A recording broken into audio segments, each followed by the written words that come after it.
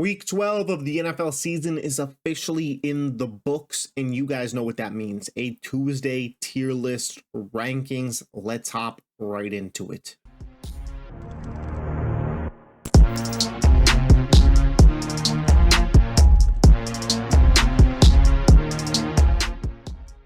All right, so as always, we start off with the 2025 mock draft season tier. The first team added to that tier will be the New York Jets. Aaron Rodgers, I don't know what's going on with him, something about an MRI now, but the team, it's just not good. Okay, Rodgers is washed, the offense isn't great, and ever since they got rid of Robert Saleh, the defense has kind of fallen to just middle of the pack of the NFL. Not a great team. The Raiders, listen, I get it. They play on Black Friday versus the Chiefs, and maybe there's a world where they upset Kansas City again around a holiday time, but I don't see it. Aiden O'Connell is going to be the quarterback now, or Desmond Ridder? Do you need to know anything else? Like, the Raiders, they need to be focused on Cam Ward and Shador Sanders tape now. The Cleveland Browns. I think the Browns should also be looking to get another quarterback, but who knows if they'll do that with the Watson deal. The roster is actually pretty solid, and they're coming off of a Thursday Night Football win against a very good Steelers team. Like, I don't know how the Browns could see what they are without Deshaun Watson and just with a normal backup in Jameis Winston, and last year with Joe Flacco where they went on a playoff run, and this year where they're beating a playoff team, and think, let's bring back Watson again. But if they do, my thoughts and prayers once again go out to Browns fans. The Jaguars, listen, Trevor Lawrence might play this week versus the Texans. If he does, cool. If he doesn't, cool. Personally, if I'm them, I'm not bringing him back. Like, you're at a spot where you're going to be at the top of the draft and you're the only team that's not selecting quarterback. Travis Hunter could easily be in Duval if you just keep losing games. So keep losing games. The New England Patriots, they're fun. Drake May is showing a lot of different flashes. The receiving room isn't great. Jalen Polk, Javon Baker, kind of been disappointing for my standard. Maybe they invest the money in T. Higgins this offseason, but Drake May is showing some flashes of a good player. The defense has some pieces there that they can get back to being good. The Patriots are one of the more, of teams in this tier. I'd feel like, okay, if I'm a fan of them, like I'm a little bit more excited. The Titans. Listen, you could beat the Texans all you want. Season's still over. But Will Levis might be earning himself a spot on this roster next season. Usually you give up until Thanksgiving of year 2 to show flashes. And Will Levis over the last month actually been kind of decent. The Dallas Cowboys, they got that weird fuck finish win versus the Commanders, which reminds me, if you guys didn't watch my Week 12 recap video, check that out. But it was a really, really weird game there. But Dallas' season is still cooked. But Micah Parsons, hey, he's pretty good. They should probably pay him. The Carolina Panthers, Bryce Young, similar to Will Levis, playing his way into another year with this team, but not that great of a roster overall. Jonathan Brooks, 2 carries in his debut. Like, we know why the Panthers are here. The New York Giants, the whole Daniel Jones debacle was just such a really crazy time, but the Giants stink. They're tanking as well at this point, and I'm gonna put the Bears in the 2025 mock draft season. My guy Steve, a Bears fan, commented on one of the previous videos and was like, hey, Bears should be in this tier. Bears lose to the Vikings. That NFC North is way too good. I think the Bears are focused on next year, but it's great that we just saw Caleb Williams' best game as a pro. Next, we got the Frisky tier, which I think could generate a reaction out of you guys. I have the Indianapolis Colts here. They're still alive for a playoff game, and if Anthony Richardson just played at peak Anthony Richardson level for the next month and a half, whatever amount of games that they have left, I do think there's the potential that they could come back and get into the playoffs, but it's very unlikely at this point. They're fun, they're exciting with Anthony Richardson, with Jonathan Taylor, and what the future could be, but I'm not sure that it's going to reach that apex anytime ever, really. But hey, we saw this with Josh Allen, right? Bad the first 2 years, figured it out year 3. Anthony Richardson, been up and down roller coaster the first 2 years. Maybe they could figure it out for next year, but as of right now, they're still a little frisky. I got the Falcons in this tier, man. They're frisky because I think the lead that they have on the NFC South might be good enough for them to win it, but they're a one-and-done playoff team. Their offense is so predictable, Kirk is immobile, and their defense can't generate a pass rush. They are not a good team. The New Orleans Saints also fall into frisky just because it's less likely, but I guess it's possible that they win this NFC South. And if they did, I honestly think that they're more of a threat than the Falcons to upset somebody in a playoff game, truthfully, because the peak of the Saints offense is better than the peak of the Falcons offense this year, but I don't think it's likely that either one of them would win a playoff game. And then we're going to do it. We're going to put the entirety of the NFC West in this Frisky tier. I couldn't figure out where I wanted this division to go with Seattle's win over Arizona. If Arizona had won, like, I would have moved them up to the Fringe playoff tier alone. But now we have 6-5, 6-5, 5-6, 5-6. And I think just generally roster wise, if you looked at this division, you would rank it as the 2-5-6 teams are better than the 2-6-5 teams. Yet, I don't know if it's going to play out that way. The 49ers and Rams got tougher schedules down the stretch. The Cardinals actually got a pretty easy schedule, so I do still think that they're going to be the ones that win this division, but I don't know, man. They're all just kind of frisky and vying for a playoff spot, and I don't want to say that they're all one and done because it's kind of matchup dependent, and if like San Francisco pulled it off and they got into the playoffs with Purdy, McCaffrey, Kittle, Debo, Fred Warner, Nick Bosa, Shanahan, and like, is that who you'd want to play around one if you were the Vikings? Because the Vikings are probably a position right now to be the 5 seed. If the NFC West winner was the 4 seed, like, would you want to be matched up with the Niners going to like Levi Stadium? I don't like, it's frisky. The whole division is just frisky. Next, we got the Fringe playoffs tier. I know some people are going to hate on me for having the Bengals in this tier still, but listen, they're on a bye week, so I'm not going to move them down. I saw nothing to move them down. In fact, their division actually kind of got a little bit closer as it stands. Joe Burrow, Jamar Chase, T. Higgins, can they go on a generational run? They will have to beat Denver in week 17. Right now, I don't know if that's going to happen, but I'm going to respect the top 5 quarterback that they have in Joe Burrow and leave them in this Fringe playoff tier. But one more loss, and they're probably moved all the way to the mock draft season tier. I think I'd skip the frisky tier because I do think, truthfully, the Bengals are better than all the teams below here. I really do. I think if they played them, I would pick the Bengals to win. The Dolphins, man, Tua's been playing some great football. I'm interested to see if he could do it on Thanksgiving versus the Packers, which reminds me, tomorrow, my video will be out predicting all the games for week 13. So again, make sure you're subbed to check that video out if you love the NFL.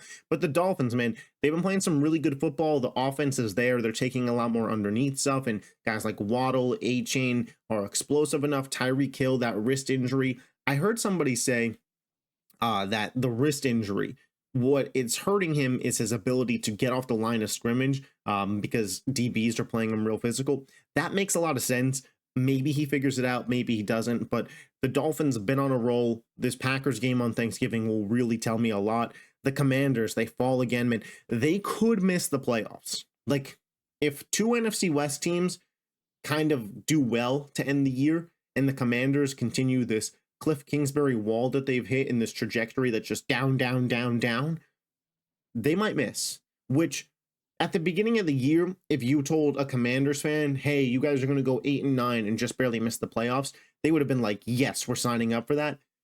But starting the year 7-2, it kind of feels like the season would be a failure if that happened. And the Tampa Bay Buccaneers, man, I've said it for weeks, and I am going to stand on it.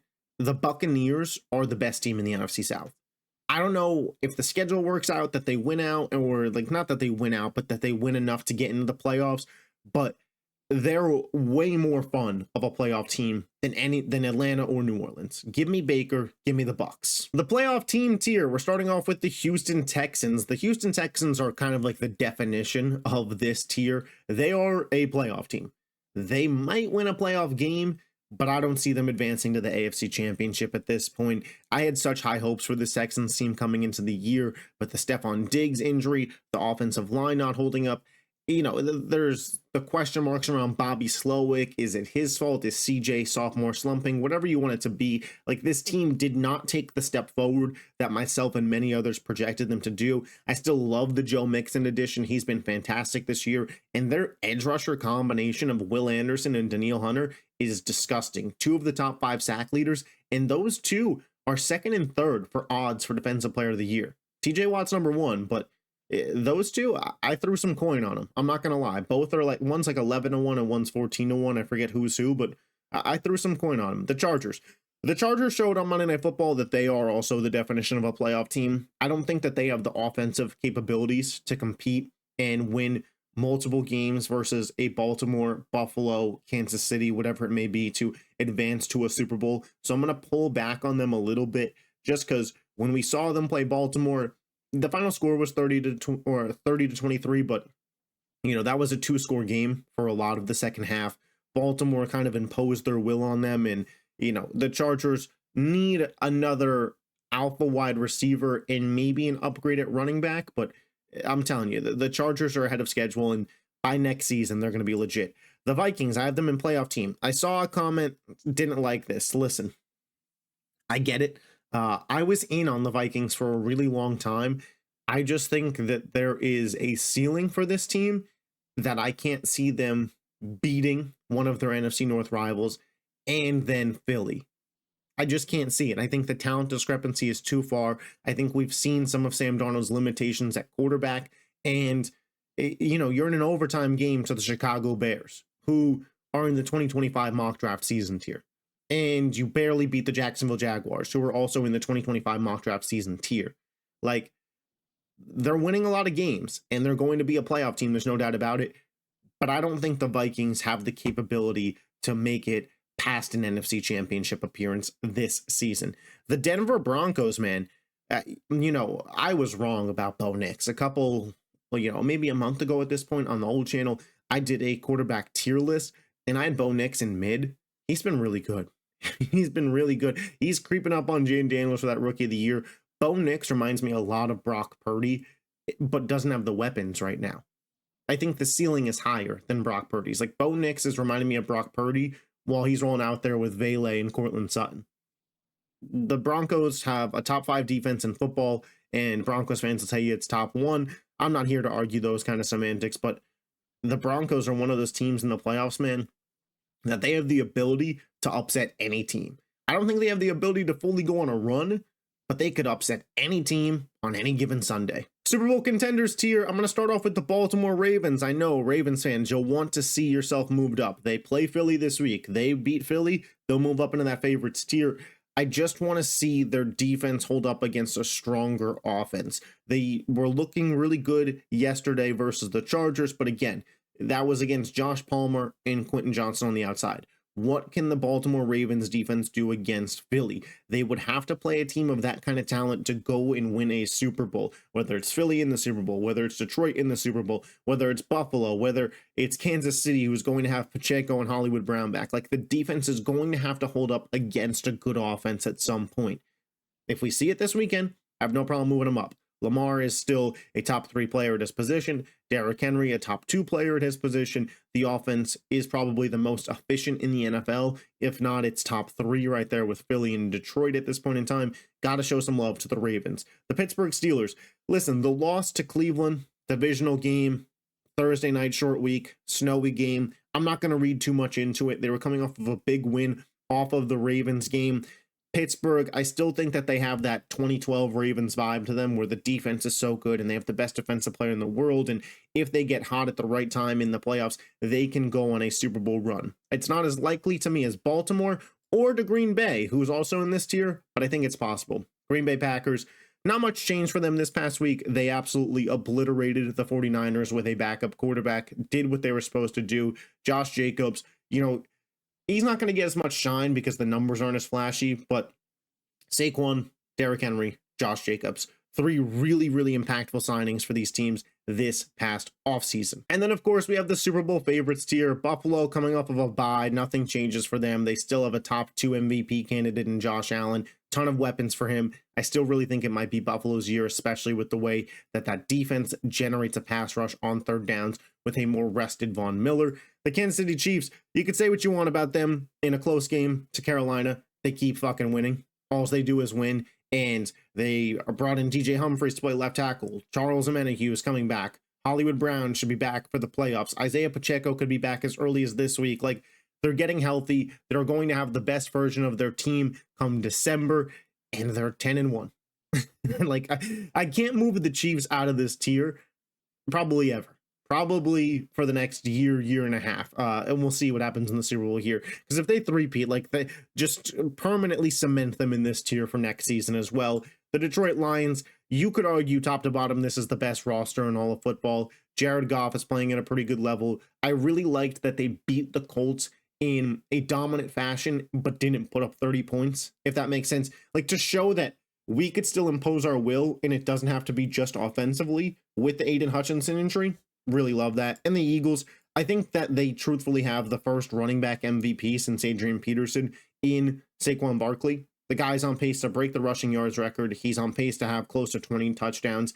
And I think there's no denying that he is the fourth quarter closer for this team. Like, he slams the door on opposing teams. And seeing the Eagles and Ravens this week, man, that could go into determining who wins the MVP. But for me, at this point in time, it's Saquon Barkley and the Eagles roster. Fangio's got a top 5 defense. The Eagles got a top 5 offense. It's a great time to be an Eagles fan. But these are just my tiers. Let me know yours in the comment section down below. What did I get right? What did I get wrong? If you are not already subscribed to the channel, but you love the NFL, hit that button, hit the like button on this video too. It's good for the algorithm. I will catch you guys tomorrow for my week 13 predictions. Peace.